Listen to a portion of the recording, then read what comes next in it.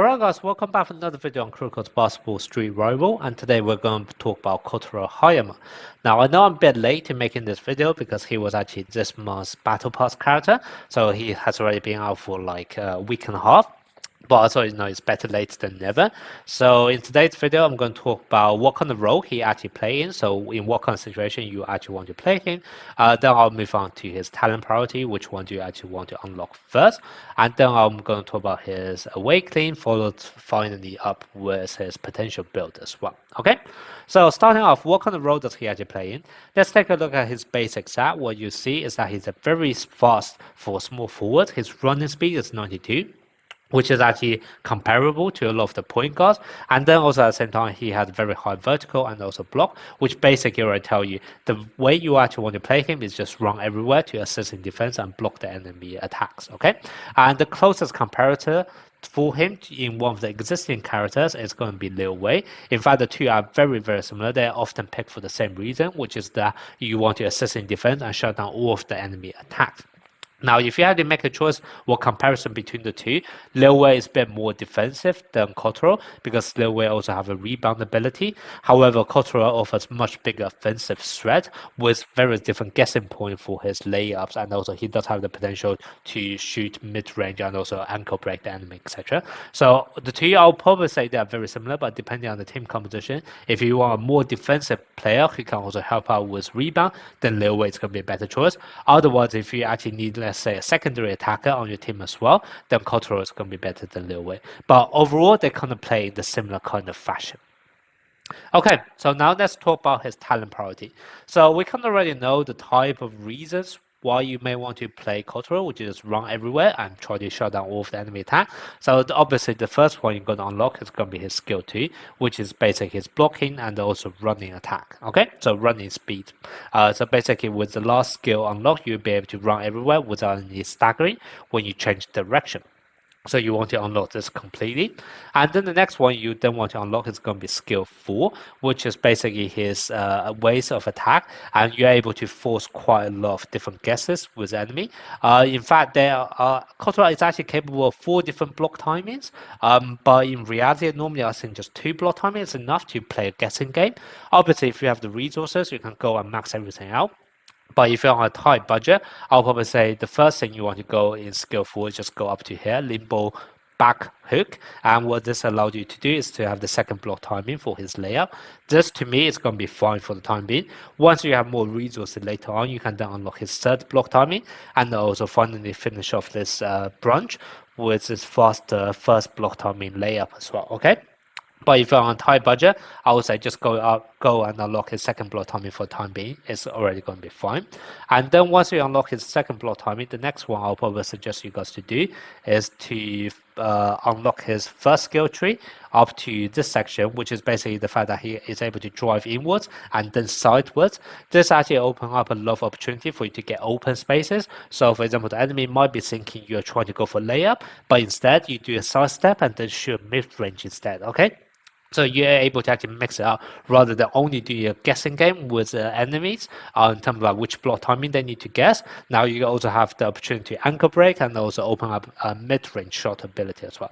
So this is probably the next one I'll recommend you guys to go.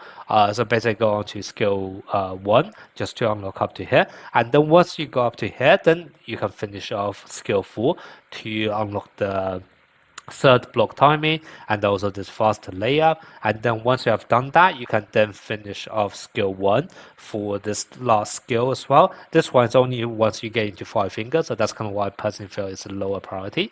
And then once you finish off 1, 2 and 4 completely, you can then go into his skill 3. This is the fourth block timing that I was talking about. Well, theoretically it's like block timing 0. Basically you're able to fake a shot before you actually start your layup. However, in reality, so basically the idea is that you already have 3 different block timing for your layup, and now if someone needs to block your fake shot as well, in case you actually do end up shooting, then that's 4 different block timing, okay? However, in reality, at higher rank, people don't actually jump for your fakes. They would just wait for you to. They would just try to interfere in case you do actually make that shot. However, they will still just try and block your first block timing instead. So that's kind of why in high rank, I personally don't feel like this is that useful, but just for completeness, with this, you are technically able to get 4 different timing for the enemy to get around. It's just that vast majority of time people just try to interfere this rather than actually try to block it. Okay, so that's kind of what this. You only unlock this after you finish off the other 3 skill, and then once you have done all of that, you can finish off this ultimate one.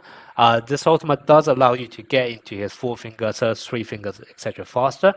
But I personally feel like rather than doing this, you can get all of those energy from your potential build instead. So that's kind of why I place this at the lowest priority. Okay, now let's talk about his awakening. So to be honest, he can be played without an awakening, but at the same time, awakening 1, awakening 2, and awakening 5 are all going to be massive buff to him, especially awakening 5. So if you do have the resources, I will probably recommend you guys to put up all the way to awakening 5. Okay, I'm only going to talk about awakening 1, 2, and 5 because those are the only one which I feel is important. But why are they important? Okay, so Awakening 1 is able to reduce the threshold for your ult by 10 points. This is massive. It allows you to get into the 3 fingers, 4 fingers to unlock the rest of your offensive capability, etc. Very strong skill. Awakening 2, this is kind of his bread and butter. Improve his block. Just look at the animation, how great that is, okay? This is amazing. You are standing outside of the interference area and you're able to block it. And then also the main attribute is able to increase its also block as well. So this is perfect for his kit. But then the most busted of them all is actually going to be Awakening 5. Okay? First of all, you are able to increase your dribbling speed, so it does actually buff up your offensive capability as well, which is nice. But the most important one is actually the last sentence. It's very short, it's just a boost duration plus 2 seconds, but this is so busted, okay? For those of you guys who do not know, in this game, all of the characters have their sprint cooldown at 8 seconds. And once you actually press sprint, you're then able to have that fastest sprinting for 4 seconds. However, if you actually have Kotaro, that's going to be an extra 2 seconds, which basically means that out of an 8-second cooldown for your sprinting skill, you are actually able to enjoy that speed for a whole 6 seconds out of that 8 seconds. So literally with this, you will be able to pretty much be sprinting the entire match, okay? And that's massive. Because first of all, it reduces the amount of skill you require in order to play Kotaro. Remember the other alternative character I said who are in the similar role, which is going to be Lil Wei. He's actually going to be a lot harder to play because for Lil Wei, you actually need to time your sprinting so that you can sprint and block. However, for Kotaro, it doesn't really matter. You'll be sprinting for the vast majority of the match anyway if you just keep pressing that sprint button and you're able to enjoy that speed, which is absolutely massive. And then obviously the faster speed not only means you can get into position to sprint and block, but also means that even if you actually miss the block timing, at least you'll be able to follow the enemy and therefore interfere them. So that's kind of why I say like Awakening 5 is just such a big buff for his kit that if you do have the resources, I will probably recommend you guys to go to Awakening 5. But obviously if you guys are on tight budget, he can still be played without any dupes, alright? Now let's talk about his potential build. So for the yellow one, there's only one choice, which is going to be mid-range and block. Then for the blue one, the only one I would recommend is going to be initial energy, just so that you can go into his 3 fingers, 4 fingers faster. And then for the green one, there are 2 choices. One is you can go for block and vertical, so this is more for pure defensive. The other option you can also go for is going to be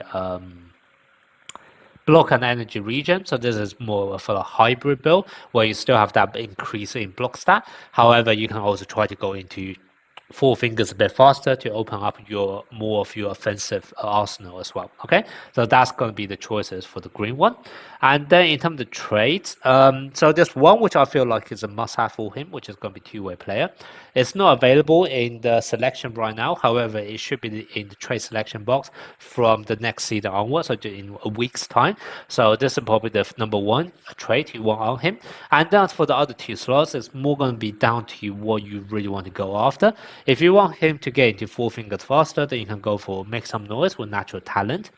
If you want him to be a bit more defensive, then you can go for area zone plus shot blocker. Or if you want him to be a bit more offensive instead, then what you can do is go for unstoppable, which increases both his mid-range and layup. And also the other one is going to be crush the defense, which once again increase both mid-range and layup together. Okay, so those 6 choices are also all very good depending on what kind of role you want your Kotaro to play. And obviously you can also go for hybrid and mix and match, etc. Okay. So yeah, so that's going to be my guide on Kotaro. Let me know what you guys think of this character and if you're planning to use him.